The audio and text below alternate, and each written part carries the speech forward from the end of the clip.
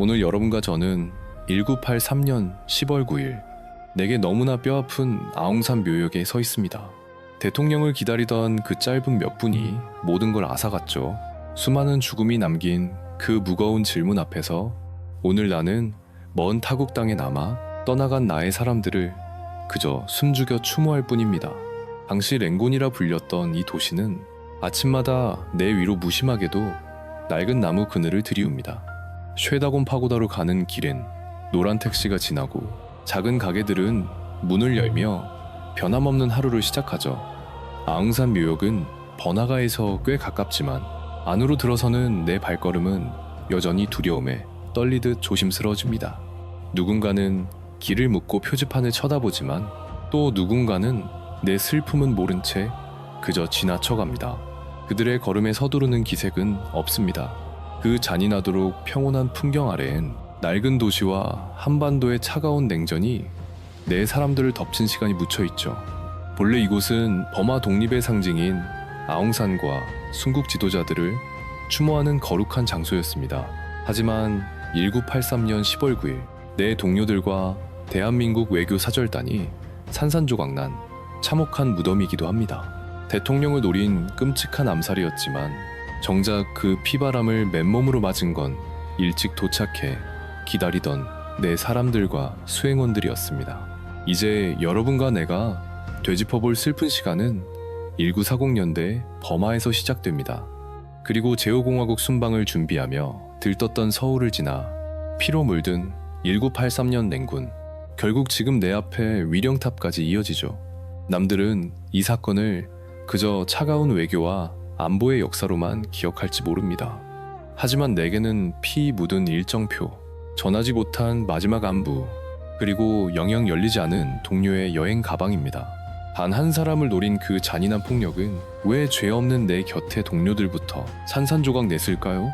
내가 서 있는 이 아웅산 묘소의 비극은 먼저 버마가 품었던 상처의 기억에서 출발합니다.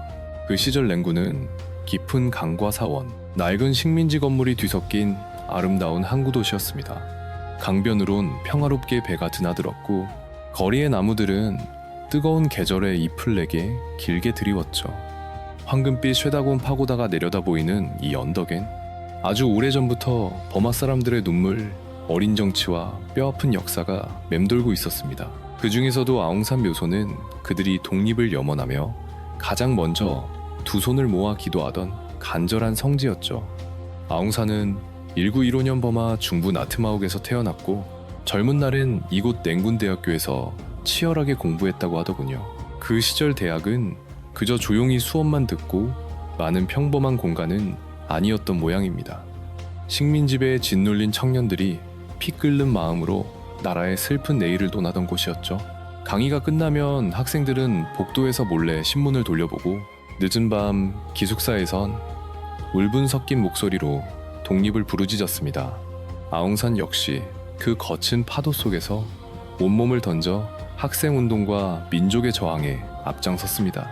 그의 삶은 결코 순탄한 길이 아니었습니다. 일본과 손잡고 영국을 몰아내려 했던 뼈아픈 선택이 있었고 결국 일본의 배신감을 느끼며 연합국으로 돌아서야 했던 혼란의 시간도 겪었죠. 지옥 같은 전쟁 후엔 홀로 무거운 짐을 안고 독립협상에 나서야만 했습니다. 그가 피 흘리며 걸었던 길은 화려한 영웅담이 아닙니다.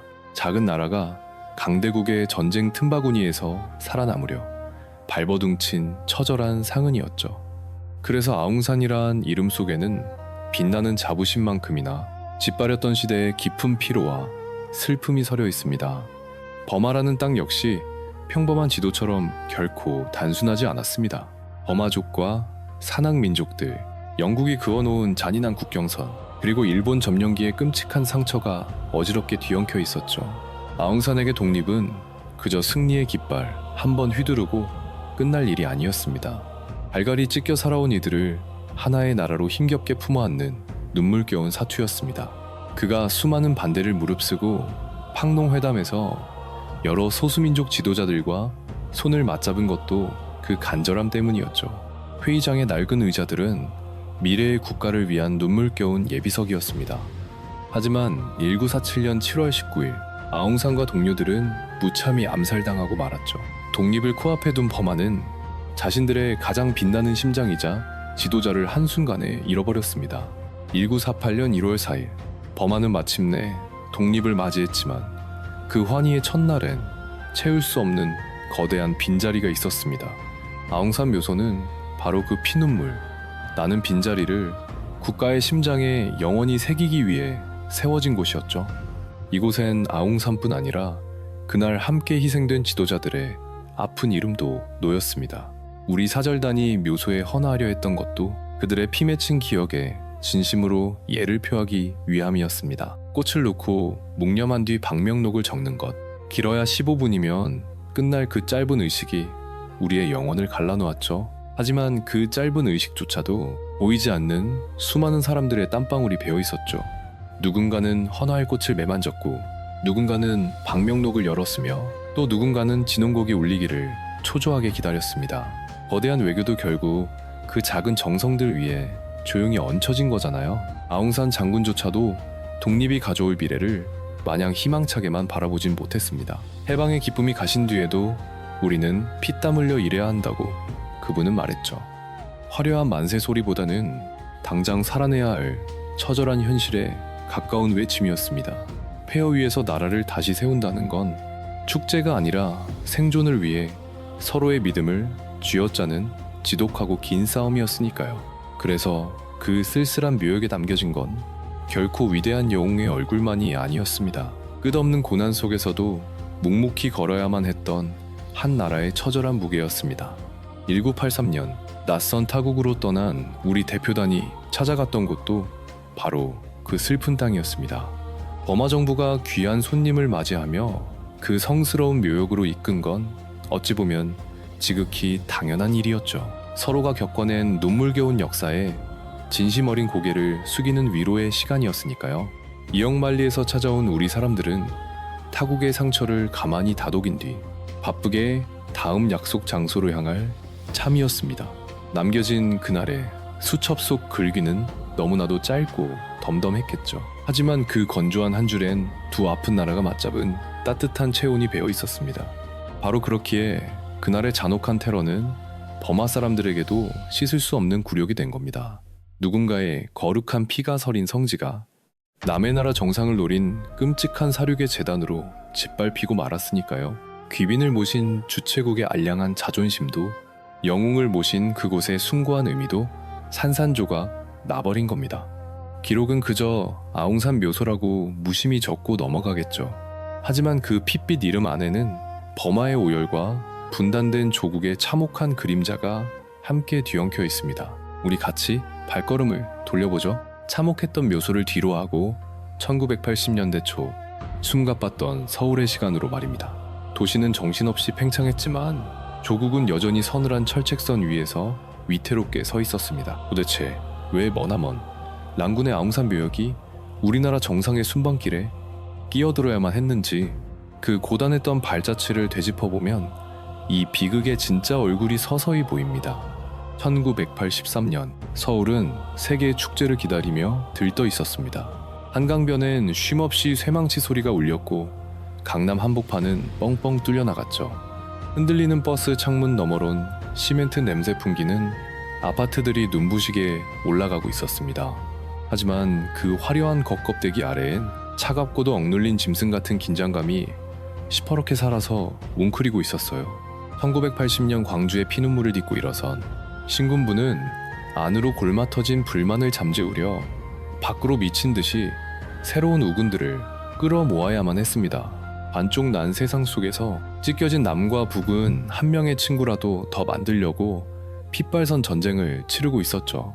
미국과 일본이라는 거대한 동맹이 버티고 있었지만 이 고립된 성 같은 나라엔 턱없이 모자란 방패였습니다. 유엔이나 막 걸음마를 뗀 아시아의 작은 나라들조차 우리에겐 숨통을 트여줄 절박한 동아줄이 되어가고 있었으니까요. 북쪽의 그들 역시 제3세계 우방들의 마음을 사려 수년째 음흉한 물밑 작업을 벌이던 중이었습니다. 당시 정권이 서남아시아와 대양주 순방을 무리하게 밀어붙인 것도 바로 그런 숨막히는 계산 때문이었습니다. 비극의 첫 기착지가 버마였죠. 낡은 문건들은 그 여정을 대항주 6개국 공식 순방이라 무심히 기록합니다. 겉보기엔 그저 뻣뻣한 이름표 같아도 사활을 걸었던 우린 거기에 나라의 명운을 걸고 있었습니다. 우리는 버마의 손을 맞잡고 닫혀있던 제3세계의 빗장을 열어 우리의 좁은 고립을 처절하게 뚫어내려 했으니까요. 군화발에 짓눌려 문을 굳게 닫은 나라였지만 남과 북 어느 쪽에도 휩쓸리지 않고 차가운 줄타기를 하던 묘한 땅이었죠. 고립무원의 조국이 그들의 문을 간절히 두드린 건 너무도 당연한 생존의 몸부림이었습니다. 버마의 독재자 내위는 1962년 피 묻은 쿠데타 이후 나라를 질식하듯 틀어지고 있었죠.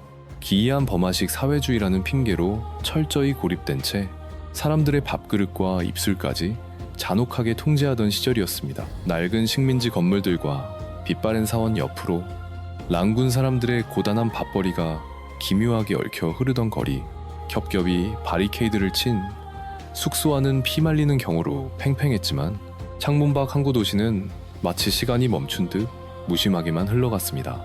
동이 트면 소박한 찻잔이 길거리를 채우고 하얀 셔츠를 챙겨 입은 가장들이 무거운 관청 문턱을 넘어 평범한 하루를 시작했겠죠. 그날 조국을 떠난 분들은 결코 평범한 들러리들이 아니었습니다. 나라의 밥줄을 진 부총리, 외교 최전선의 장관, 그리고 피 같은 산업을 짊어진 장관들까지 그 저주받은 여객기에 몸을 실었죠. 청와대 핵심 참모들과 주범화 대사, 뜬 눈으로 밤을 새우던 실무진들까지 모두 그 운명에 수첩을 쥐고 있었죠. 특히 김재익 수석, 다들 기억하시죠? 무너져가던 우리 경제의 심장을 다시 뛰게 만들었던 그 천재적인 머리 말입니다. 출장만 다녀오면 푹 쉬겠다던 그 다정한 약속이 제 가슴을 여전히 후벼 팝니다. 가볍게 던진 짧은 인사였겠지만 남겨진 가족들에겐 평생 지워지지 않는 핏빛 흉터가 되었죠. 훗날 김재익 수석의 아내 이순자 교수는 평생 피땀으로 모은 전 재산을 대학에 기부했습니다. 남편처럼 온몸을 바쳐 헌신할 경제관료를 길러달라는 피 끓는 당부였죠. 여러분과 제가 이 거대한 아웅산 참사를 정치보다 사람의 이야기로 먼저 기억해야 할 이유입니다. 무거운 공직의 이름 뒤에는 늘 온기 넘치는 집이 있었고 살갑게 두고 온 약속과 긴 추억이 있었으니까요. 냉정한 역사는 직위를 먼저 기록하지만 불 꺼진 집 안에는 그들의 다정한 목소리가 영원히 맴돌았습니다. 그 순방단 안에는 기자와 든든한 경호관, 그리고 헌신적인 의료진도 묵묵히 함께하고 있었죠. 굵직한 정책 결정의 단상에는 안 보여도 이 숨막히는 일정을 온몸으로 굴려가던 진짜 주역들이었습니다. 누군가는 무거운 카메라 렌즈를 닦았고 누군가는 땀을 쥐며 차량 동선과 대기 위치를 거듭 확인했습니다. 의료진은 보이지 않는 곳에서 건강을 챙겼고 대사관 직원들은 목이 쉬도록 현지 관청과 무전기를 붙들었겠죠. 운전기사와 통역요원들은 묘소로 향하는 진입로를 수없이 맞췄습니다. 이토록 수많은 손길이 피땀 흘려 돌아가는 치열한 현장이었으니까요. 그날의 핏빛 첫 일정은 바로 아웅산 묘소 참배였습니다. 조화를 놓고 고개 숙여 방명록을 적어 내려가는 일. 서류상으로는 그저 15분짜리 짧고 단정한 의식이었죠. 하지만 그 찰나의 의식을 위해 누군가는 뜬 눈으로 밤을 지새웠습니다. 무거운 화환을 나르는 손, 마이크를 점검하는 손, 태극기를 세우고 초조하게 도착, 시간을 확인하는 손들이 그곳에 있었습니다. 그 간절한 손길들이 완벽히 세팅된 뒤에야 비로소 정상이 입장해 의례를 치르고 떠나는 방식이죠. 아주 익숙한 외교의 공식이었죠. 하지만 북한은 이 치열한 외교전을 도끼 어린 눈으로 바싹 노려보고 있었습니다. 1968년 청와대를 노렸던 끔찍한 무장 침투 사건, 1970년대의 끊임없는 대남 공작과 휴전선의 서늘한 긴장감은 결코 잊혀진 과거가 아니었습니다. 남북은 총구를 겨눈 채 전 세계 곳곳에서 사투를 벌였습니다. 버마 같은 비동맹 국가는 양측 모두 놓칠 수 없는 상징이었죠. 바로 그 적진 한가운데서 우리 대통령이 환대받는 모습은 북한의 핏대를 곤두세우게 만들었을 겁니다. 하지만 그 비뚤어진 열등감이 끔찍한 폭탄 테러로 돌아올 줄은 그날 아무도 상상조차 못했습니다. 비극으로 향하는 순방의 문은 그렇게 철컥 열렸습니다. 서울을 떠난 비행기가 뜨거운 남쪽 하늘을 갈랐고 랑군 활주로에는 번쩍이는 의전 차량들이 주인을 기다렸죠. 모든 일정은 아주 톱니바퀴처럼 완벽하게 흘러가는 듯 했습니다. 공항에서 묘소와 만찬장으로 이어지는 뻔하고 익숙한 외교 동선. 하지만 어둠 속 누군가는 그 길목을 이미 죽음의 덫으로 노려보고 있었죠. 조화가 놓일 재단과 꼿꼿한 의전대가 도열할 공간. 여러분, 여기서 우리는 발걸음을 멈춰야 합니다. 차가운 암살의 타겟이 되어 먼저 묘소에 서 있던 그분들의 마지막 시간을 기억해야 하니까요. 거대한 역사의 소용돌이가 덮치기 직전 그 통제선 안에는 묵묵히 자리를 지키던 사람들의 작은 숨결들이 살아있었죠. 10월 9일 아침, 버마의 심장부는 선선한 고국의 가을과는 전혀 다른 매서운 열기를 내뿜고 있었습니다. 고향은 제법 찬바람이 불기 시작했지만 랑군의 낯선 흙먼지 속에는 여전히 끈적한 더위가 훅훅 끼쳤죠. 뜨거운 나무그늘 밑으로 무장한 군경이 늘어섰고 의전 차량 행렬은 숨막힐 듯 정교하게 굴러갔습니다. 아웅산 묘소에 한 걸음씩 가까워질수록 도심의 소음은 잦아들었고 사람들의 말수와 손짓은 팽팽한 긴장 속에 굳어갔을 겁니다. 흐르는 땀을 닦으며 시계를 쳐다보거나 비뚤어진 모자를 고쳐 쓰는 사람도 분명 있었겠죠. 대통령 도착 전 우리 수행단과 현지 요원들은 이미 그 운명의 묘소에 배치되어 있었습니다. 주인공은 가장 나중에 등장하죠. 장관과 참모, 기자와 경호원들은 미리 그곳을 꽉 채워두었습니다. 뙤약볕 아래서 줄을 맞추고 카메라 위치와 헌화 순서, 음악 신호까지 철저히 외웠습니다. 단 10분짜리 행사라도 그들의 피땀이 녹아있으니까요. 턱 막히는 열기 속에서 땀에 젖은 양복깃을 고쳐잡고 흐려진 안경알을 닦아내며 초조하게 기다렸을 겁니다. 취재진은 숨을 죽인 채 렌즈 초점을 맞췄고 버마 측 요원들은 무전기 도착 신호에만원 신경을 곤두세웠죠. 그 폭탄 아래 섰던 분들은 단순한 희생자가 아닙니다. 대한민국을 최전선에서 이끌어가던 기둥 같은 인재들이었죠. 나라 경제를 책임지던 부총리, 외교 전선의 장관, 그리고 청와대 핵심 참모들까지 전부 그 비극의 재단 위에 섰습니다. 우리 산업과 외교, 굳건한 경호와 언론, 의료를 책임진 이들도 그 운명의 대열에 나란히 서 있었습니다. 기억해 주십시오. 화려한 직책으로 가득했지만 사실 그들은 낡은 가방과 일정표를 쥐고 귀국을 기다리던 평범한 아버지들이었습니다. 훗날 그들은 희생자 명단으로 불립니다. 하지만 그 아침엔 그저 빡빡한 일정표를 쥐고 묵묵히 일하던 우리의 남편이자 동료였죠. 이계철 주범마 대사도 그날 그 비극의 현장에 있었습니다. 그에게 이번 정상 방문은 오랫동안 밤낮으로 준비해온 간절한 결실이었습니다. 회담 의제부터 통역, 의전, 언론 대응, 심지어 숙소의 사소한 불편까지 전부 그가 짊어져야 할 무거운 책임이었죠. 대사관 식구들은 며칠 전부터 묘소와 공항, 숙소를 수없이 오가며 치열하게 동선을 살폈을 겁니다. 종이 위 일정표는 단순해 보여도 현장엔 늘 피를 말리는 변수들이 튀어나옵니다. 그 변수를 막아내는 게 외교 현장의 생리죠. 그날 묘소에는 범마 사람들도 있었습니다. 의전 담당자, 경찰, 취재진 모두 각자의 자리에서 묵묵히 행사를 기다리고 있었죠. 그들 역시 한국 대표단을 맞이하기 위해 애쓰던 평범한 실무자들이었습니다. 이 행사가 무사히 끝나면 모두 사랑하는 가족이 있는 따뜻한 일상으로 돌아갈 참이었죠. 누군가는 늦은 점심 약속을 미뤄뒀을지도 모릅니다. 그렇게 그 묘소에는 두 나라 사람들의 평범한 내일이 잠시 포개져 있었습니다. 치열했던 사진 기자들의 시간도 그곳에 머물러 있었습니다. 동아일보 이중영 기자가 현장에 있었고 연합통신 최금영 기자도 치열한 취재를 위해 자리하고 있었죠. 애통하게도 이중영 기자는 그날 숨을 거둔 유일한 민간 언론인이었습니다. 온몸이 찢기는 중상을 입고 살아남은 최금영 기자는 폭발 직전 마지막 순간을 카메라에 남겼습니다. 낡은 사진 한쪽엔 그날의 참혹한 흔적이 묻어있죠. 피 묻은 사진 한 장이 때로는 어떤 긴 설명보다 오래 가슴을 파고듭니다. 셔터를 누르던 찰나의 떨림이 결국 그 참혹했던 아침을 증언하는 뼈아픈 유품이 된 겁니다. 여러분, 지붕 쪽에는 이미 사신에 덧친 폭발물이 있었습니다. 독한 공작권 3명이 사전에 몰래 숨어들어 그 끔찍한 장치를 심어둔 겁니다.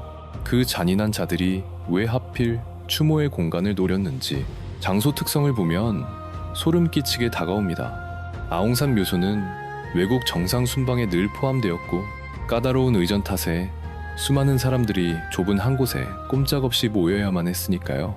게다가 가장 경건해야 할 추모 공간이잖아요. 누구도 그곳이 끔찍한 공격 대상이 될 줄은 꿈에도 상상하지 못했던 겁니다. 폭력은 바로 그 무방비한 믿음을 잔인하게 물어뜯었죠. 불행 중 다행으로 대통령의 차량은 아직이었습니다. 얄궂은 교통사정과 미묘한 이동 순서 덕분에 전도한 대통령은 아직 묘소 밖이었죠. 야속하게도 현장에서는 이미 도착을 알리는 불길한 신호와 의전 음악이 준비되어 있었습니다. 단 몇 분 뒤 세상이 무너질 줄 누구도 몰랐습니다. 역사에선 거대한 비극이라 부르지만 그들에겐 그저 땀방울을 훔치며 기다리던 지루하고 짧은 아침이었죠. 누군가는 힐끗 시계를 내려다보고 또 누군가는 고개를 빼고 멀리서 오는 차량 소리에 귀를 기울였겠죠. 묘소 안대열은 여전히 꼿꼿이 유지되고 있었습니다. 그 숨막히는 찰나까지도 모든 게 완벽한 공식 일정의 일부처럼 보였으니까요. 훗날 세상은 그 찰나를 테러 직전이라 부르죠. 하지만 현장의 그들에게는 그저 긴장된 순방, 첫날의 무사한 아침이었을 겁니다. 가장 평온한 외교의 얼굴을 하고 있을 때 죽음의 사신은 이미 그들의 정수리 위까지 다가와 있었습니다. 잔인한 운명의 바늘은 이제 오전 10시 27분에서 28분 사이로 치닫습니다.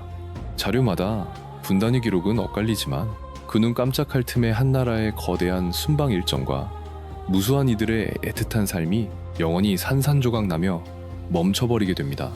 10월 9일 오전 죽음이 도살인 아웅산 묘소 행사장은 야속하게도 완벽하게 준비를 마친 상태였습니다.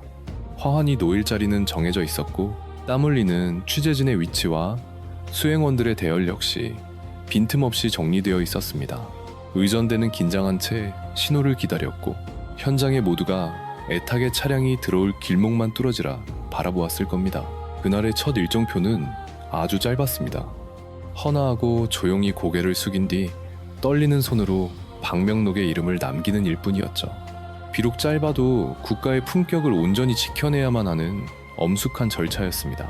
여러분, 여기서 얄궂은 운명이 갈립니다. 도착을 알리는 불길한 신호가 실제 대통령 차량보다 한 발 먼저 울려 퍼지고 맙니다. 어떤 기록을 보면 영빈관을 떠나 묘소로 오던 차량 중 이계철 주보마 대사의 차가 가장 먼저 진입했다고 합니다. 또 다른 증언은 끔찍합니다. 숨죽이던 공작권이 이계철 대사의 외모를 전도한 대통령으로 착각하고 스위치를 눌렀을 거란 얘기죠. 비서실장이 먼저 오면 곧이어 대통령이 나타난다는 현장의 오랜 의전 관례가 그들의 방아쇠를 당기는 불길한 신호로 작용했을 수도 있습니다. 너무 일찍 울려 퍼진 처연한 진혼나팔 소리마저 그 악마들의 성급한 판단을 부추겼다는 가슴치는 이야기도 전해집니다. 무엇이 진실이든 확실한 건 그 아침에 단 몇 분이 너무도 잔인하고 위태롭게 엇갈려 버렸다는 뼈아픈 사실입니다. 전두환 대통령의 차량은 아직 묘소 밖이었습니다. 얄궂은 교통 체증과 의전의 미세한 어긋남이 기적 같은 짧은 생존의 틈을 만들었죠. 그 틈이 대통령의 목숨은 구했지만 현장을 묵묵히 지키던 우리 수행단에겐 영원히 되돌릴 수 없는 피눈물, 나는 시간이 되고 말았습니다. 여러분, 무심한 시계바늘은 단 몇 칸을 째까겼을 뿐인데 우리의 소중한 남편과 동료들의 생은 바로 그곳에서 영원히 끊어지고 말았습니다. 그 끔찍한 폭발은 묘소 지붕에서 시작됐습니다. 여러분, 저와 함께 참혹했던 그날 현장의 조각난 기억들을 따라가 보시죠. 단 한 번의 폭발, 그 순간 제 동료였던 공식 수행원과 보도진 17명이 세상을 떠났고 수많은 이들이 피를 흘렸습니다. 미얀마 측의 피해도 참담했어요. 우리 곁에 서 있던 현지인들도 여러 명 목숨을 잃거나 크게 다쳤으니까요. 이 엄청난 비극을 그저 차가운 통계 숫자 하나로 묶어버리고 싶지 않습니다. 그곳에 있던 한국인과 미얀마인 모두가 함께 피눈물을 흘렸던 참사였습니다. 숫자 뒤에는 그날 아침 평범하게 눈을 떴을 소중한 사람들의 이름과 삶이 고스란히 숨쉬고 있죠. 제가 모시던 서석준 부총리, 이범석 장관, 그리고 김재익 경제수석도 그곳에 계셨습니다. 한병춘 비서실장님과 이계철 대사님도요. 수많은 강요, 비서진, 의료진, 제 동료 경호관과 기자들까지 모두 같은 자리에 서 있었죠. 이기욱 재무차관님은 크게 다쳐 신음하시다 결국 며칠 뒤 눈을 감으셨습니다. 그분의 성함은 그날의 끔찍한 병단과 남은 자들의 눈물을 잇는 아픈 마침표가 되었습니다. 각자의 자리와 역할은 달랐어도 그 순간 우리는 그저 나란히 서서 같은 분을 기다리던 사람들이었습니다. 지금도 학자들은 한국 경제를 이야기할 때면 고김재익 수석님을 자주 떠올립니다. 나라의 경제 안정을 위해 누구보다 헌신하셨던 정말 든든하고 핵심적인 참모셨거든요. 한병춘 실장님 역시 뛰어난 법학자이자 외교 안보를 이끌던 지식인이셨습니다. 평생 경제를 챙긴 서석준 부총리님, 외교를 책임지던 이범석 장관님. 하지만 그날 아침을 이런 무거운 직책으로만 기억한다면 소중한 제 동료들을 잊게 됩니다. 무거운 카메라를 들고 땀 흘리던 기자들, 구석구석을 살피던 동료 경호관과 주치의까지 모두 그 끔찍한 시간 속에 갇혀버렸으니까요. 정말 다행히도 대통령은 도착 직전이라 화를 면했습니다. 전 세계 뉴스가 이 사실을 가장 먼저 타전했죠. 여러분, 하지만 대통령이 무사했다는 건 정말 잔인한 진실을 뜻하기도 하죠. 진짜 표적은 무사했고 애꿎게 앞서 기다리던 제 동료들만 처참히 찢겨나갔다는 뜻이니까요. 암살은 실패로 끝났지만 제 삶과 우리 모두의 세상은 영원히 부서졌습니다. 도착 직전 폭발이라니 너무나 야속하죠. 누군가를 기다리던 그 평온한 일상이 한순간에 생지옥으로 변해버린 겁니다. 가슴이 미어집니다. 핏빛 현장은 곧바로 아비규환의 전쟁터가 되었습니다. 피투성이가 된 채로 미얀마 당국과 생존자들은 부상자를 옮기고 시신을 수습해야만 했어요. 화려했던 의전차는 구급차가 되었고 렌즈가 빛나던 취재구역은 참혹한 구조 현장으로 변했습니다. 랑군 시내 병원부터 한국 대사관 그리고 서울 청와대까지 모두 발칵 뒤집힌 채 움직였죠. 고국에 있는 가족들에겐 청천벽력 같은 비보가 전해졌고 모든 남은 외교 일정은 마비되었습니다. 남은 순방 일정 전면 취소. 뉴스에선 짧게 나온 이 한 줄 뒤에는 피마르는 혼란이 가득했습니다. 산더미 같은 서류, 대기하던 사람들, 다음 국가에 가 있던 선발대까지 전부 눈물을 삼키며 짐을 싸야 했으니까요. 전두환 대통령은 황급히 귀국길에 올랐고 고국은 곧바로 최고 비상사태에 돌입했습니다. 서울의 정부 청사에는 흐느끼는 전화 소리만 울렸고 신문과 방송은 온통 새까만 속보들로 도배됐어요. 그 참담했던 분위기를 굳이 길게 설명하지 않아도 여러분도 그 충격을 짐작하실 겁니다. 10월 9일 아침, 그 운명의 몇 분은 무너진 지붕과 텅 빈 대열, 그리고 피 흘리며 쓰러진 제 동료들 사이에 멈춰섰습니다. 찰나의 순간이 국가의 운명과 수많은 가족의 삶을 산산조각 냈죠. 우리 함께 폭발 직후 피눈물이 흐르던 랑군의 밤으로 가보시겠습니다. 양곤강 주변에 처절했던 추적의 시간으로 이어집니다. 폭발 직후 랑군의 거리는 살벌하게 변했습니다. 묘소 주변은 봉쇄됐고 완전 무장한 군경이 도시 전체를 뒤지기 시작했어요. 대체 왜 이런 폭발이 일어났는지 찾아야만 했죠. 하지만 끔찍한 현장의 파편들과 목격자들의 진술은 금세 하나의 무서운 방향을 가리켰습니다.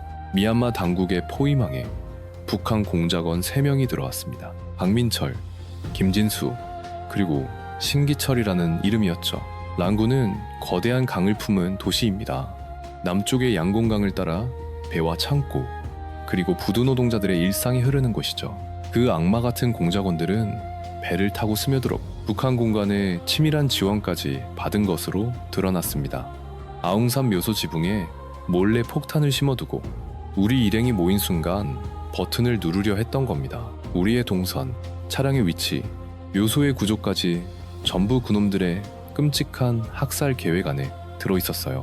누군가의 평범한 출근길이 우리를 향한 핏빛 침투로가 되어버린 셈이었습니다. 폭발음이 멎자마자 그들은 달아났습니다. 오늘 여러분과 제가 그 피가 묻은 추적의 끝을 따라가 봅니다. 신기철은 죽었고 강민철과 김진수는 피투성이로 잡혔죠. 살려고 발버둥치는 자들과 타국의 군경이 뒤엉킨 끔찍한 추격전이었습니다. 종이 쪼가리 기록들엔 짧게 적혀있죠. 다행히 그들의 도주망은 길지 않았습니다. 버마 당국이 그들을 잡아내며 숨겨졌더니 끔찍한 테러의 진짜 얼굴이 세상에 폭로되었습니다. 피 묻은 물증과 생포된 놈들의 입을 통해 버마 당국의 조사가 분노 속에 시작됐죠. 강민철은 자신이 북한의 지시를 받은 끔찍한 임무였음을 결국 털어놓았습니다. 반면 김진수는 끝까지 침묵하며 우리의 분노를 외면했습니다. 버마가 놈들을 재판에 넘기면서 이 참사는 거대한 외교 문제로 터져버렸습니다. 남의 나라 독립 상징인 신성한 묘소에서 우리 대통령의 목숨을 노렸으니까요. 버마 정부가 받은 충격도 상상 이상으로 끔찍했습니다. 자기들의 성지가 다른 나라의 피비린내, 나는 암살 무대가 되어버렸으니 오죽 충격이 컸겠습니까? 그날 랭군의 밤은 지옥처럼 길고 잔인했습니다. 대사관 직원들은 오열하며 동료들의 시신과 피투성이 부상자를 챙겨야만 했죠. 버마 정부와 피말리는 협의가 이어졌고 병원 복도엔 다급한 통역만 울려 퍼졌습니다. 공항에선 찢어지는 가슴으로 수송 준비를 했고 서울은 발칵 뒤집혀 비상회의를 열었습니다. 가족들은 숨죽여 소식을 기다렸고 언론은 떨리는 마음으로 희생자의 이름을 확인했습니다. 사후 수습이란 짧은 말 속에는 밤새 오열한 유족과 우리 생존자들의 피눈물이 고스란히 맺혀 있었습니다. 그 악마들을 잡아내기까지의 끔찍한 과정도 결코 순탄치 않았습니다. 버마 군경은 숨어든 놈들을 필사적으로 쫓으며 수도에 남은 추가 테러의 공포를 막아야 했습니다. 우린 극도의 공포 속에서 생존자 목숨과 대통령 귀국을 챙겼고 우방국 미국도 피투성이가 된 부상자 이송을 필사적으로 도왔습니다. 우리 동료들은 공식 기록보다 훨씬 많이 눈물 속에서 그 잔혹한 밤을 지새웠습니다. 전화기를 붙들고 오열하던 자, 항공편을 찾던 자, 피 묻은 명단을 확인하던 우리가 있었습니다. 양곤강변의 어두운 추격전에는 현지 주민들의 날카로운 눈썰미도 정말 큰 보탬이 되었다고 전해집니다. 강가에서 배를 살피던 평범한 어부와 주민들이 그 짐승들의 수상한 움직임을 목숨 걸고 당국에 알려준 겁니다. 같이 되짚어볼까요? 새벽 강물은 무심히 흘렀겠지만 그날의 작은 신고 하나는 우리 동료들의 억울함을 풀 결정적인 단서가 되었습니다. 이 피비린내, 나는 거대한 국제적 테러조차 때로는 저 강가에 이름 모를 주민이 고개를 돌려 놈들을 본 그 짧은 순간이 진실을 건져냈습니다. 살인마 강민철이란 그 저주받을 이름은 이후 오랫동안 남았습니다. 동료들은 잃었는데 놈은 버마 감옥에 살아남아 1983년의 참상을 물을 유일한 생존 공작권으로 여겨졌습니다. 놈의 진술과 침묵 그리고 뻔뻔한 북한의 부인은 우리를 피마르는 외교 논쟁 속으로 계속 밀어넣었습니다.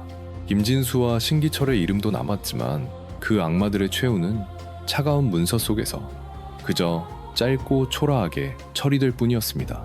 북한이라는 잔혹한 지시 아래 움직였던 3명의 공작권은 체포 이후 철저히 버림받아 각자의 비참한 운명으로 흩어졌습니다. 살인마 가해자들의 기록은 마땅히 아주 차갑고 짧게 남아야만 합니다. 다만 피 맺힌 이 참사의 실체를 밝히려면 그놈들의 흔적조차 외면할 수 없습니다. 도대체 어떤 더러운 지시가 떨어졌는지, 왜 하필 버마의 그 묘소였는지, 끝내 발뺌한 북한이 어떤 뼈아픈 외교적 파장을 남겼는지 우린 끝까지 파헤쳐야 합니다. 피를 삼킨 양곤 강물은 무심히 흘렀죠. 피눈물 났던 10월의 그 밤은 남북과 버마의 외교 운명을 돌아올 수 없는 파국으로 밀어넣었습니다. 그 악마들을 마주한 조사실 공기는 전쟁터보다 훨씬 숨막혔습니다.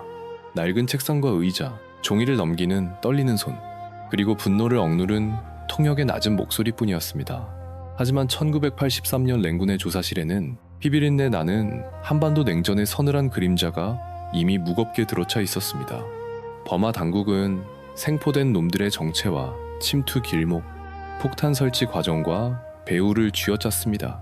우린 피말리며 결과를 기다렸고 살인마 북한은 뻔뻔히 발뺌했습니다. 동료들이 피 흘린 끔찍한 사륙 현장은 결국 세 나라의 차가운 외교 문서들 속으로 흩어져 버렸습니다. 공개된 자료를 보면 우리를 죽인 그 세 악마들은 고작 강민철, 김진수, 신기철로 요약됩니다. 북한군 장교 출신이라는 강민철, 놈은 피말리는 취조 끝에 자신에게 내려진 잔혹한 암살 임무와 북한의 개입을 결국 인정해버렸습니다. 독종 김진수는 잡혀서도 끝내 입을 다물었고 신기철 놈은 추격 중에 비참하게 숨졌습니다. 일부 자료에는 놈들의 가명과 본명, 소속 부대를 둘러싼 어지러운 껍데기 설명들이 남아 있습니다. 그런 껍데기는 중요치 않습니다. 여러분과 제가 기억할 팩트는 버마 당국조차 이 참혹한 학살극을 명백한 북한의 짓으로 결론 내렸다는 흔들림 없는 진실입니다. 차가운 국가 기록은 이들을 북한의 정예 특수요원 3명이라 부릅니다. 짧은 한 줄이지만 그날의 잔혹했던 진실을 고스란히 보여주는 문장이죠. 버마 법정은 결국 살아남은 2명의 공작원에게 사형을 내렸습니다. 김진수는 훗날 처형됐고 수사에 협조했던 강민철은 형이 줄어 무기수가 되죠. 그가 갇힌 악명 높은 인세인 교도소. 그는 거기서 25년을 버텼습니다. 미얀마어를 배우고 한국에서 온 책을 읽으며 그 끔찍한 시간을 견뎠다고 해요. 갇힌 자의 하루는 바깥 세상보다 훨씬 더 숨막히게 느렸겠죠. 철문 닫히는 소리와 낡은 책장 넘기는 소리만이 그의 전부였을 겁니다. 강민철의 마지막을 생각하면 참 마음이 복잡해집니다. 언젠가 그는 고향이 아닌 한국으로 가고 싶다며 눈물 지었다고 합니다. 하지만 끝내 한국 땅을 밟지는 못했죠. 감옥 동기였던 미얀마 정치범 윈틴이 그의 외로운 최후를 전했습니다. 강민철은 2008년 5월 간질환으로 쓸쓸히 눈을 감았습니다. 결코 용서받을 수 없는 삶이지만 그저 차갑게 외면하기엔 너무나 비극적입니다. 하지만 여러분, 그의 기구한 생존이 이 끔찍한 사건의 본질을 가려선 안 됩니다. 그가 옥에서 버틴 세월만큼 아웅산 테러, 희생자들의 멈춰버린 시간이 너무나 가슴 아프게 다가오거든요. 북한은 직후 뻔뻔하게 발뺌했습니다. 그러나 분노한 버마 정부는 수사 직후 북한과의 외교를 완전히 끊어버리고 정권 승인마저 취소해버렸죠. 북한과 가까웠던 비동맹 국가 버마가 이런 단호한 결정을 내린 건 정말 이례적이었습니다. 남의 나라 수도, 그것도 가장 신성한 독립 영웅의 묘역을 핏빛으로 물들였으니 버마의 분노는 극에 달했습니다. 결국 아웅산 테러는 남북 문제를 넘어 버마와 북한의 오랜 신뢰를 산산조각 내버린 최악의 참사였습니다. 참혹한 현장 감식, 피 묻은 물증, 지독한 신문과 재판 기록들이 고통스럽고 더디게 쌓여만 갔습니다. 한국은 당장 피해 보복을 하자며 들끓었습니다. 당장이라도 북한을 향해 방아쇠를 당겨야 한다는 분노가 빗발쳤습니다. 하지만 한반도에서 총성이 울린다는 건 너무도 끔찍한 재앙이잖아요. 팽팽한 휴전선에서 단 한 발의 총알만 빗나가도 돌이킬 수 없는 핏빛 전쟁이 터질 게 뻔했습니다. 결국 우리는 피를 피로 갚는 대신 전 세계를 향해 북한의 만행을 고발하는 길을 택합니다. 터질 듯한 슬픔과 분노를 억지로 짓누른 피눈물 나는 결정이었죠. 나라의 기둥 같은 인재들을 잃고 피눈물을 흘리지 않을 국민이 대체 어디 있겠습니까? 하지만 그렇다고 국가가 맹목적인 분노로만 폭주할 수는 없었습니다. 국제사회의 이 끔찍한 진실을 호소하고 아군을 모으면서 제2의 한국전쟁이라는 최악의 악몽만은 막아야만 했습니다. 그 순간 외교는 단순한 협상이 아니었습니다. 우리 아이들이 피 흘릴 전쟁을 막아선 유일한 방패였죠. 빛바랜 문건 속 북한 만행규탄이라는 붉은 글씨들이 그날의 다급했던 숨결을 고스란히 증명합니다. 그 단어들에 얼마나 뜨거운 분노가 맺혀 있는지 느껴지시나요? 참혹했던 진실은 버마 사회마저 완전히 뒤집어 놓았습니다. 북한과 피를 나눈 형제 같았던 버마조차 이토록 잔인한 테러 앞에서는 차갑게 등을 돌렸습니다. 북한은 제3세계에서 애써 쌓아 올린 신뢰를 스스로 무참히 박살내버렸습니다. 우리는 이 뼈아픈 희생을 디딤돌 삼아 전 세계에 북한의 잔혹함을 알리고 치열하게 우군을 설득했습니다. 아웅산에서의 끔찍한 폭음은 단일분이었지만 그 피비린내 나는 여파는 전 세계 외교가를 오랫동안 맴돌았습니다.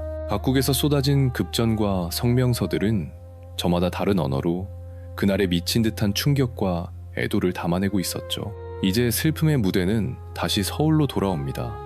싸늘한 유해가 도착하고 장례가 준비되자 광장과 묘역은 차마 눈뜨고 볼 수 없는 통곡의 바다가 되었습니다.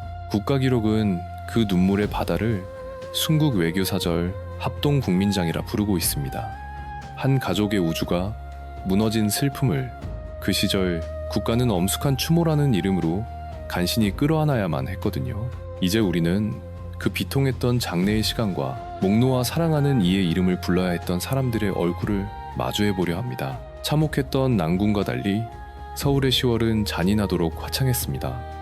텅 빈 광장 위로 눈 시리게 푸른 가을 하늘만 무심히 펼쳐졌죠. 1983년 10월 13일 끔찍한 아웅산 테러로 피 흘린 우리 외교 사절들의 눈물에 합동국민장이 치러졌습니다. 무거운 침묵 속에 치러진 아침 장례식 직후 싸늘한 유해들은 결국 영원히 잠들 국립묘지로 무거운 걸음을 옮겼습니다. 그것은 국가가 눈물을 삼키며 치러야 했던 가장 뼈아픈 마지막 작별이었습니다. 여러분도 아시겠지만 아무리 거대한 장례라도 제 가슴의 빈자리를 채워주진 못했습니다.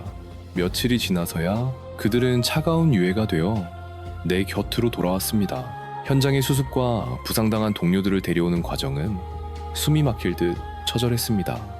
중상으로 버티던 이기욱 차관님마저 며칠 뒤 숨을 거뒀고 결국 그 끔찍한 명단에 이름이 오르고 말았습니다. 혼란 속의 사망자 숫자는 시간이 갈수록 잔인한 현실로 굳어졌습니다. 그 시간 동안 저는 생사의 경계에서 피를 말리며 소식을 기다려야만 했습니다. 뉴스는 속보를 쏟아냈지만 제 하루는 지옥처럼 길었죠.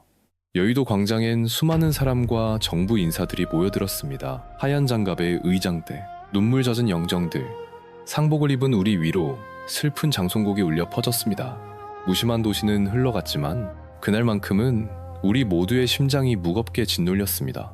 운구차는 잔인하게 느렸고 저는 떨리는 눈으로 이름들을 하나씩 확인했습니다.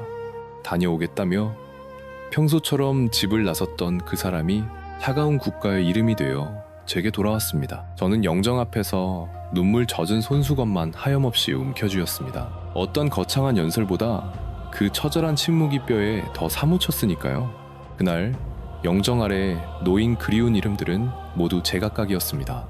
서석준 부총리 겸 경제기획권 장관, 이범석 장관, 김동희 장관, 서상철 장관은 모두 든든했던 우리 부처의 책임자들이었습니다. 자랑스러웠던 한병춘 대통령 비서실장님과 김재희 경제수석님, 이계철 주범아 대사, 하동선 기획단장, 이기욱, 강인희, 김용환 차관님까지 모두 이 가슴 아픈 비극의 명단의 이름을 올렸습니다. 정말 헌신적이셨던 심상우 민주정의당 총재 비서실장님, 민병석 주치의, 이재관 비서관, 이중현 동아일보 기자, 그리고 우리를 지켜준 경호관 정태진과 한경희도 그 슬픈 명단에 있었습니다. 여러분, 이건 단순한 조직표가 아닙니다. 10월 9일 아침 저와 함께 숨쉬며 웃었던 그들의 마지막 흔적입니다. 그분들 중 누군가는 훗날 차가운 역사책이나 정책 연구 속에서 훌륭하게 오르내리겠죠. 김재희 경제수석님은 국가 경제의 큰 그림을 그리던 분으로 그 이름이 남았습니다. 한병춘 실장님은 법과 외교를 아우르던 따뜻한 지식인으로 제 기억에 선명하게 남아있습니다. 서석준 부총리님과 이범석 장관님의 화려한 업적들이요, 찢어지는 장례식장에선 그딴 건 중요치 않았습니다. 그저 내게 소중했던 사람이란 사실뿐이었죠. 제게 그들은 다정한 아버지이자 남편이었고 매일 아침 복도에서 웃으며 인사하던 소중한 사람이었습니다. 추도사는 거창한 직책을 먼저 불렀지만 무너진 제 가슴은 그들의 이름을 먼저 부르짖었습니다. 대한민국 전체가 끔찍한 절망에 빠졌습니다. 매일 쏟아지는 참사 뉴스와 희생자 보도를 보며 거리 곳곳에선 피 끓는 분노와 뜨거운 눈물이 밤낮 없이 이어졌습니다. 냉전 시대의 언어는 차갑고 살벌했죠. 하지만 그 거친 분노의 밑바닥에는 제가 결코 감당할 수 없었던 끔찍한 상실감이 도사리고 있었습니다. 먼 타국에서 내 나라의 심장 같은 분들이 한순간에 학살당한 이 참사는 제게도 조국에게도 처음 겪는 생지옥이었습니다. 존경했던 외교관과 공무원들, 우리를 지키고 진실을 쫓던 이들이 싸늘한 주검조차 되지 못했다는 사실에 제 피가 거꾸로 솟고 뼈가 시렸습니다. 국립묘지에 그들을 묻던 날, 제 심장은 얼어붙는 듯 했습니다. 숨막히는 묵념과 헌화가 하염없이 이어졌죠. 가을 햇살이 차가운 묘역을 비출 때 저는 소리내어 울지 못한 채 발걸음조차 숨을 죽였습니다. 국가장이라는 차갑고 엄숙한 형식이 있었지만 그건 산산조각 난 제 삶을, 우리 남은 사람들의 무너진 시간을 억지로라도 붙잡아 주려는 마지막 발버둥이었습니다. 순국 외교사절, 그 표현은 찢어지는 제 가슴을 달래려는 유일한 위로였습니다. 그건 내 소중한 동료들이 허망한 사고의 피해자가 아니라 국가를 위해 피 흘린 영웅이라는 의미였으니까요. 우리 함께 이 순간 기억해야 할 분들이 또 있습니다. 이름조차 제대로 남지 못한 범하인 희생자들입니다. 우리의 영웅들은 기록에 뚜렷이 남았지만 끔찍한 참상 속에서 함께 피 흘리며 쓰러져간 범하인들의 삶은 참 야속하게도 잊혀져 갔습니다. 그들도 저희처럼 치열하게 일하던 평범한 직원이었고 헌신적인 현장 관계자였을 겁니다. 그들에게도 저녁이면 돌아갈 따뜻한 가족과 소박한 하루가 있었겠죠. 우리의 슬픔이 이름 모를 타국의 무고한 생명들까지 앗아갔다는 사실에 제 가슴은 죄책감과 더 깊은 애도로 무너져 내립니다. 아웅산의 끔찍한 폭발은 제 삶을 부순 비극이었고 동시에 그들의 땅에 피눈물로 새겨진 상처이기도 했습니다. 장례가 끝났다고 제 안의 지옥이 끝난 건 아니었습니다. 빈자리를 서둘러 지우는 세상 속에서 찢겨진 우리 유가족들은 여전히 피투성이인 채로 남은 생을 버텨내야만 했습니다. 버마가 북한과 관계를 끊자 전 세계의 차가운 분노가 마침내 북한을 향했습니다. 우리는 피 묻은 비극을 국제 무대에서 끊임없이 호소했습니다. 피눈물 나던 우리의 애도는 서서히 차갑고 냉혹한 외교의 시간으로 바뀌어갔습니다. 여의도를 덮었던 영정들과 묘비들은 찢겨진 가족의 아픔이자 잔인한 냉전의 피 맺힌 증거였습니다. 이제 저와 함께 보시죠. 우리의 피 맺힌 아픔이 어떻게 잔혹한 냉전의 지도를 바꿔놓았는지 말입니다. 아웅산 묘소를 찢어놓은 폭음은 결코 그곳에만 머물지 않았습니다. 우리의 심장도 찢어놓았죠. 그것은 남북 외교의 물줄기를 비틀어버리고 북한이 위선으로 쌓아 올린 제3세계와의 관계를 완전히 박살냈습니다. 차가운 외교 세계에서 날아간 연을 끊는 건 쉽지 않죠. 대사관문을 닫고 외교관을 쫓아내는 건 서로를 향한 신뢰가 산산조각 났다는 끔찍한 선고입니다. 참혹한 테러 직후 범하는 분노하며 북한과의 모든 외교를 끊고 국가 승인조차 없애버렸습니다. 기록은 이를 외교 단절이라 부릅니다. 하지만 그 건조한 글귀 뒤에는 버마 정부의 끔찍한 분노와 모욕감이 숨어있죠. 자신들의 성스러운 독립영웅 묘지가 피비린내 나는 암살장으로 짓밟렸으니 버마도 도저히 참을 수 없었을 겁니다. 북한 외교관들이 쫓겨나듯 떠나는 장면은 기괴하게 조용했을 겁니다. 서둘러 서류를 챙기고 부끄러운 문서들을 숨기며 자신들의 흔적을 황급히 지우는 게 먼저였겠죠. 북한 인공기가 툭 떨어지듯 내려오던 그 순간의 짓누르는 공포와 정적을 상상해 보십시오. 신문에서는 그저 국교 단절 한 줄이었지만 현실에서는 사람이 쫓겨나고 철문이 쾅 닫히는 살벌한 일이었습니다. 누군가는 떨리는 손으로 마지막 전벌을 치고 누군가는 쫓기듯 현지인들에게 작별을 고했을 겁니다. 오랜 시간 북한은 제3세계 국가들의 필사적으로 매달리며 공을 들였죠. 잔인한 냉전 속에서 남북은 UN 가입과 비동맹권 지지를 두고 피 튀기는 외교전쟁을 치렀습니다. 북한은 위선적인 사회주의 연대로 신생국들을 꿰어냈고 우리는 피땀 흘린 경제성장과 협력을 무기로 미국과 일본을 발판 삼아 절박하게 외교망을 넓혔습니다. 버마는 그 숨, 막히는 틈바구니에서 홀로 서려 했죠. 그런 버마가 북한을 혐오하며 등을 돌렸으니 북한 외교는 뼈아픈 치명상을 입고만 겁니다. 피눈물을 닦을 새도 없이 우리는 동료들의 억울한 죽음을 전 세계에 알렸습니다. 우방국들을 붙잡고 호소하며 현장의 외교관들은 핏대 세워가며 이 잔혹한 테러의 실상을 언론에 폭로했습니다. 테러, 이 단어는 절규를 넘어 전 세계가 북한을 심판하는 낙인이 되었습니다. 주권국가 정상과 무방비 상태에 우리 수행원들을 노려 거룩한 묘지에 폭탄을 심은 악마 같은 짓이었으니까요. 생각해보세요. 이 사건은 이후 북한의 잔혹한 국제 테러를 규탄할 때마다 뼈저리게 반복되어 등장합니다. 1987년 대한항공기 폭발하는 또 다른 비극이 터졌을 때 아웅산 테러는 북한의 살인 공작을 증명하는 끔찍한 상징이 되었습니다. 하지만 국제정치는 분노만으로 움직이지 않습니다. 세계 각국은 자신들의 차가운 이익을 계산하며 조심스럽게 입을 열고 닫았습니다. 중국과 소련은 눈치를 보며 북한을 감쌌고 미국과 일본만이 우리의 곁에서 외교적 반격을 함께 준비했죠.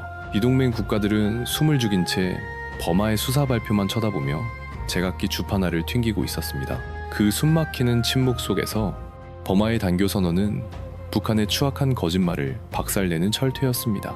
우리뿐만 아니라 현장인 버마조차 북한을 향해 저주를 퍼부었으니까요.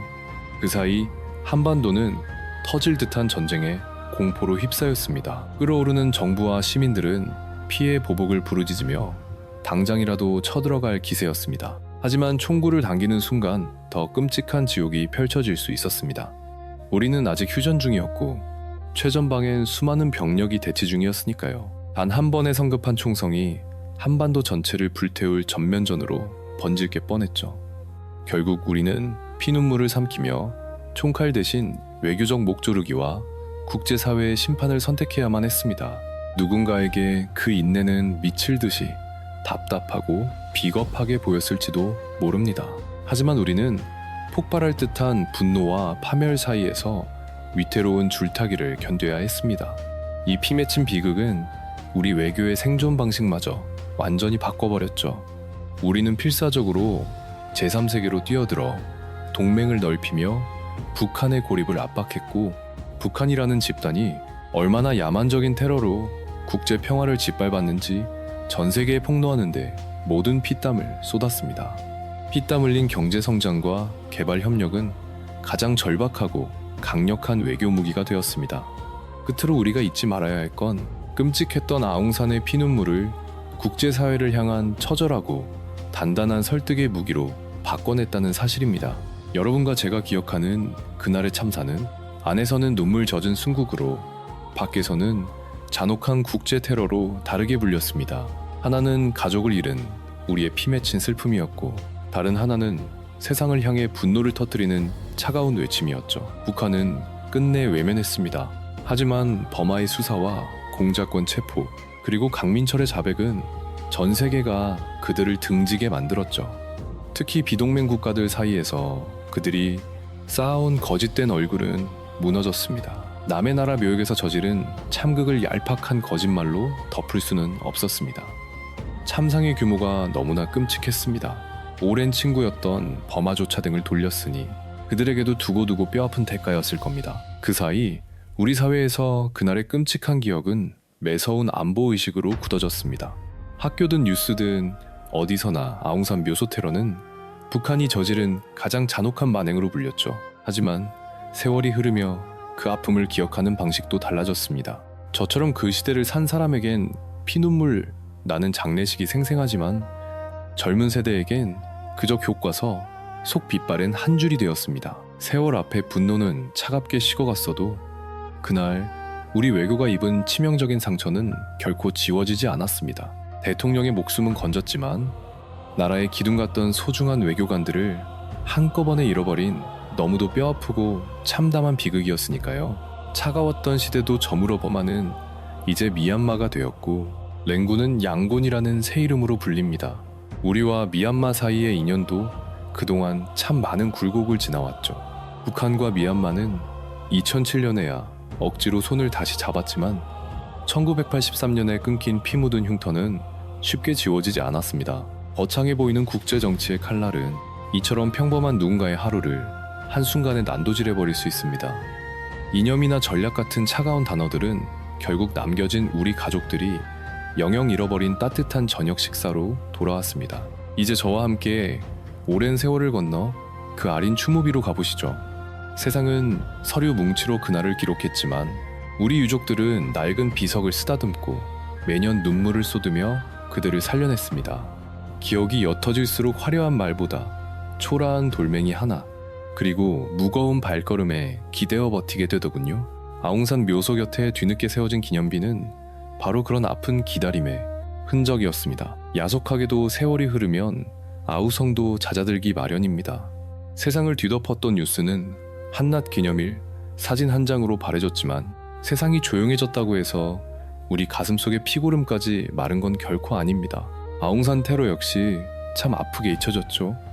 1983년의 비극은 차가운 외교 문서와 국립묘지 비석에, 그리고 우리 유족들의 멍든 가슴에 남아 세월마다 다르게 살아났습니다. 서울 한복판에 그분들을 모실 공간이 생겼고, 국립묘지의 묘역은 나라가 우리 가족들을 잊지 않겠다는 최소한의 위로였습니다. 하지만 피가 튀었던 현장인 양곤 아웅산, 묘역 곁에 우리 핏줄을 기리는 작은 비석 하나 세우기까지는 너무나도 아득한 세월이 걸렸습니다. 핑계 많은 외교와 남의 나라 사정이 발목을 잡았거든요. 간절한 마음만으론 비석을 세울 수 없더군요. 남의 땅을 빌리고 새길 글귀를 정하고 돈을 모아 양국 정부의 차가운 허락을 받아내야만 했습니다. 골덩이에 사랑하는 이름석, 자새기는 일조차 피가 마르도록 험난했습니다. 마침내 2014년 6월 6일 현충일 아침, 낯선 양곤 땅에서 그토록 그리던 희생자 기념비 제막식이 열렸습니다. 그 눈물의 자리엔 우리 유족들과 상처 입은 생존자들, 외교부 사람들이 모였죠. 외교부 직원은 이 비석이 1983년 아웅산에서 산화한 분들을 기리기 위해 세워졌다고 덤덤히 말했습니다. 그 차가운 비문에는 순국 외교사절이라는 단어가 밝혀 있었죠. 30년 넘게 흘러서야 피 묻은 땅 곁에 선 비석은 그동안 차마 입 밖에 내지 못했던 통곡을 마침내 터뜨려 주었습니다. 비석 앞에서는 위로의 말보다 차가운 돌을 쓸어내리는 멍든 손길이 먼저였습니다. 신문 사진 속에는 추모비 앞에서 국화를 바치는 우리 가족들의 슬픈 뒷모습이 찍혔습니다. 누군가는 파인 이름을 하염없이 쓰다듬었고, 누군가는 꽃을 바친 뒤 무너지는 다리를 이끌고 뒤로 물러섰습니다. 비석 앞에서 우리는 숨소리조차 죽였습니다. 차가운 돌멩이는 아무 말도 없지만 그 그리운 이름들을 영원히 껴안고 있으니까요. 그날은 그저 비석 하나 세우는 행사가 아니었습니다. 너무 늦게 차려진 위로의 공간에 우리 가족들을 다시 모시는 피눈물 나는 시간이었습니다. 그 추모비는 거창한 건축물이라기보다 슬픔을 억누른 작고 서글픈 묘표에 가깝습니다. 여러분, 그 돌에 새겨진 이름을 하나씩 쓸어보시겠습니까? 파인 글자마다 한 줌재로 바스라진 그들의 생애가 생생하게 묻어나올 테니까요. 오늘 저와 함께 서 있는 이곳 추모비 주변은 이토록 평범하고 조용하기만 합니다. 차들이 무심히 지나가고 나무잎이 흔들릴 때 사람들은 그저 평범한 일상을 살아갑니다. 그 무심한 평범함이 오히려 제 가슴을 찢어지도록 더 시리게 만드네요. 그 끔찍한 비극은 특별한 곳이 아니라 아무 일 없다는 듯 이어지는 매일의 일상 곁에 웅크리고 있었습니다. 추모비가 세워진 2014년은 그 끔찍했던 그날로부터 무려 30년이나 흐른 뒤였습니다. 30년, 한 세대가 어른이 되고 다음 세대는 우리 아픔을 그저 활자로만 배우기에 충분히 긴 세월이었습니다. 유가족들에게는 피가 마르도록 잔인한 시간이었을 겁니다. 아무리 수십 년이 흘러도 텅 빈 빈자리의 고통은 달력의 숫자처럼 얌전히 무뎌지지는 않는 법이니까요. 하얀 국화꽃을 놓고 두 눈을 질끈 감았을 때 그것은 낡은 상처를 덮는 게 아니라 피눈물을 다시 쏟아내는 일이었습니다. 공식 추모식은 덤덤히 순서대로 흘러가지만 우리 각자가 사무치게 품고 있는 얼굴은 모두 다릅니다. 아웅산 묘소라는 잔인한 땅 자체도 참 기구한 운명을 품고 있죠. 미얀마인들에게 이곳은 독립 영웅들이 잠든 너무나도 숭고한 성지입니다. 하지만 우리에게는 1983년 그 끔찍했던 외교사절에 죽음이 피로 얼룩진 현장입니다. 한 땅의 두 나라의 처절한 슬픔이 뒤엉켜버린 비극적인 셈이죠. 상처가 깊게 밴 이런 곳에서는 감히 우리만의 슬픔을 함부로 부르짖기조차 어렵습니다. 아웅산과 미얀마 독립 영웅들의 피가 먼저 스며들었고 수십 년 뒤 우리 아버지들의 억울한 죽음이 그 위를 참혹하게 덮쳐버렸으니까요. 진정한 위로는 서로의 끔찍한 상처가 한 땅에 묻혔음을 쓰다듬어줄 때 비로소 더 깊고 단단해집니다. 이 끔찍한 참사는 우리 현대사 속에서도 유독 쓸쓸한 자리에 남겨져 있습니다. 다들 테러라는 이름은 기억해도 그날의 피 맺힌 사연은 무심하게 잊고 맙니다. 아웅산 테러라는 네 글자만 남았을 뿐 우리 가족들이 왜 그 먼 미얀마 묘소에서 참변을 당해야 했는지, 잔인한 배우는 왜 숨어버렸는지 늘 외면당해 왔습니다. 우리 함께 이 추모비 앞에서 잊힌 진실의 조각을 맞춰봅시다. 차가운 돌에 새겨진 글귀는 짧지만 피눈물 나는 제 질문은 끝이 없습니다. 진정한 추모란 세월에 깎여나간 그 소중한 이름들을 가슴으로 다시 부르는 일이니까요.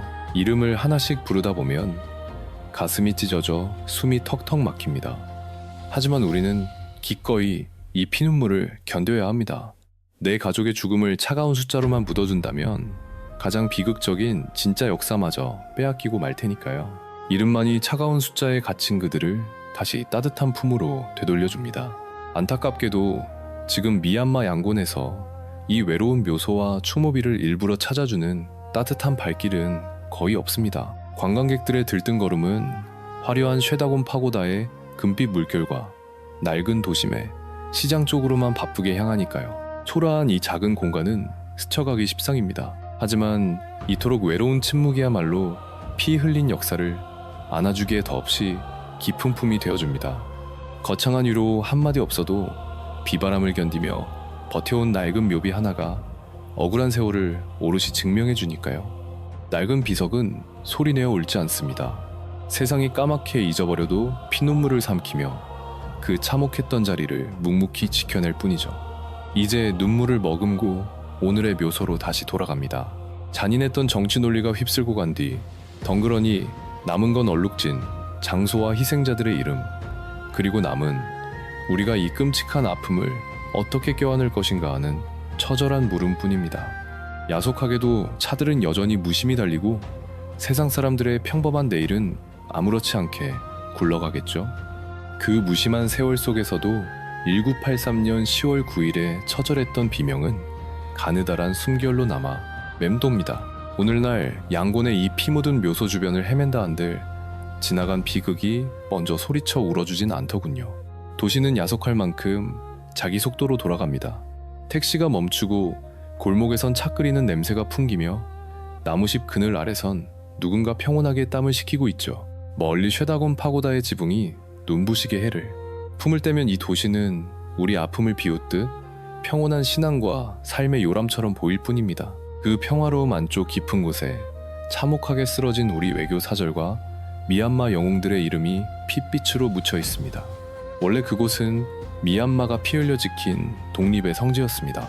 1947년 뼈아프게 지도자들을 잃고도 끝내 독립을 쟁취한 숭고한 땅이었죠.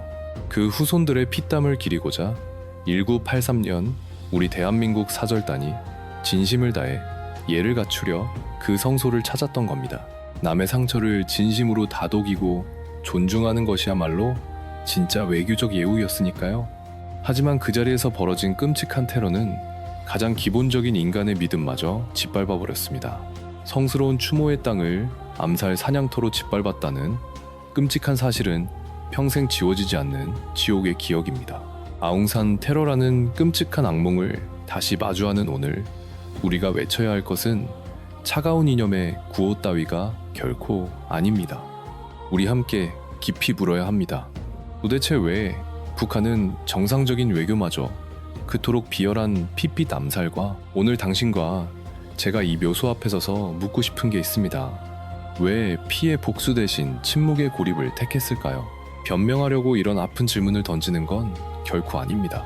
그 지독한 증오가 어떻게 한 인간의 소중한 하루를 박살냈는지 똑똑히 기억하려는 겁니다. 캄캄한 밤, 아픈 예시하기를 더듬다 보면 그 거대한 비극도 결국 누군가의 평범한 일상이었음을 깨닫게 되죠. 차가 조금 늦고 누군가는 먼저 도착해 서성이고 사소한 엇갈림이 빚어낸 참혹한 현장 말입니다. 우리가 절대 잊지 말아야 할 건 사람입니다. 차가운 공식 기록에 첫 줄엔 대통령과 장관들의 이름뿐입니다. 하지만 그 핏빛 현장엔 땀 흘리던 기자, 경호관, 의사, 그리고 평범한 현지 직원들도 있었습니다. 17명의 한국인 희생자와 차마 다 세지 못한 미얀마인들의 죽음이 그날의 참상을 증명하죠. 하지만 내 슬픔은 그 메마른 숫자에서 멈추지 않습니다. 그들은 그저 자기 자리에서 치열하게 아침을 맞았거든요. 카메라 렌즈를 닦던 사람, 묵묵히 차를 지키던 사람, 두 나라의 말을 간절히 이어주던 통역사도 있었을 테니까요. 그토록 평범했던 일과 끝에 결국 집으로 돌아오지 못했다는 사실이 제 가슴을 너무도 찢어놓습니다. 이름조차 남지 않은 이들의 넋도 간절히 달래야 합니다. 잔인한 역사책은 언제나 지위 높은 사람의 이름만 먼저 챙깁니다. 그건 무정한 기록의 습관이겠죠. 하지만 피투성이 부상자를 업고 뛰며 밤새 덜덜 떨리는 손으로 가족에게 비보를 전한 이들의 피눈물도 사건의 일부입니다. 피를 닦아낸 미얀마의 병원, 직원, 공항 직원과 대사관 사람들, 운전기사, 떨며 신고하던 현지 주민까지 그 애타는 손길들이 무너진 참사 직후에 끔찍한 시간들을 힘겹게 버텨냈습니다. 이들의 이름은 차가운 위령탑 어디에도 남겨지지 못했죠. 그래도 이 아픈 역사를 되짚는 밤엔 그들의 간절했던 발걸음을 함께 품어줄 수 있습니다. 아웅산 묘소 폭탄 테러는 우리 현대사의 피눈물, 나는 비극이자 위태로운 외교의 민낯이었습니다. 정상의 방문은 굳건한 믿음과 수많은 약속으로 세워집니다. 저와 함께 생각해 보시죠. 서로의 공간을 내어주고 같은 시간표를 믿고 의지하다가 그 믿음이 산산조각 나는 순간 외교는 가장 먼저 피 흘리며 쓰러집니다. 묘소에서 억울하게 찢겨진 이들은 바로 그 믿음의 맨 앞줄에 서 있던 사람들이었죠. 그래서 이들의 억울한 죽음은 뼈아픈 국가적 손실이자 외교라는 단단한 약속이 갈갈이 찢겨진 상처입니다. 당시 정권에 대한 차가운 비판은 그것대로 철저히 따져봐야 하겠죠. 하지만 그 정치적 잣대와는 별개로 낯선 땅에서 임무를 다하다 쓰러져간 이들의 원통한 죽음만큼은 진심으로 끌어안아야 합니다. 끔찍한 테러의 책임도 잊어선 안 됩니다. 하지만 이 피눈물을 낡은 구호로만 써버리면 그 안에서 희생된 사람들은 또다시 버려지는 겁니다. 남북의 살벌한 대치와 얽히고 설킨 국제정치, 그리고 가족을 잃은 유족들의 피가 거꾸로 솟는 짙은 슬픔이 이 한 곳에 모두 뒤엉켜버렸습니다. 이 복잡한 아픔을 덮어두고 분노만 터뜨리면 비극은 낡은 종이 쪼가리가 됩니다. 반대로 책임을 묻지 않으면 그 처참한 희생마저 짓밟히고 말죠. 그래서 제 가슴 속에 남은 질문은 너무나도 명확합니다. 국가는 낯선 땅에선 국민의 목숨을 어떻게 지켜야 할까요? 외교는 도대체 어떤 믿음을 지키고 있었을까요? 잔인한 권력의 명령이 소중한 개인의 일상을 박살내지 못하게 하려면 우린 이 피 맺힌 기억을 어떻게 부여잡아야 할까요? 이 먹먹한 질문들에 섣불리 얄팍한 정답을 내놓고 싶지는 않습니다. 그저 아픈 밤의 기억처럼 제 마음 한편에 쓰리게 내려앉을 뿐입니다. 누군가에겐 독립의 피땀이 밴 장소지만 저에겐 10월 9일 낯선 땅에서 바스라진 우리 사람들의 비참한 희생이 피눈물처럼 먼저 떠오릅니다. 이 두 개의 아픈 기억은 서로 다투지 않고 조심스레 상처처럼 나란히 눕습니다. 다시 오늘날의 고요한 양곤 시내를 멍하니 바라봅니다. 나무 그늘 아래로 무심히 차들이 스쳐가고 무뚝뚝한 표지판만이 이 끔찍했던 참사의 현장을 덤덤히 일러주네요. 무심히 지나치는 이들도 있겠지만 누군가는 멈춰서서 묘비에 새겨진 아픈 이름들을 가만히 쓰다듬듯 읽어냅니다. 비록 그 자리에 길게 머무르진 못할지라도 말입니다. 하지만 우리가 잠깐 멈춰선 순간만으로도 아픈 기억은 다시 뜨겁게 숨을 쉽니다. 처절했던 옛 상처는 늘 그렇게 남습니다. 울부짖지 않아도 어느 날 누군가 다가와 그 눈물을 닦아주길 기다리며 상처 입은 그 자리에 우두커니 서 있는 거죠. 아웅산 묘소에 멈춰버린 그 잔혹한 10월은 어떤 말보다 더 무거운 침묵으로 웅크려 있다가 멀어지는 발걸음 사이로 피눈물을 삼키며 다시 조용히 사라집니다.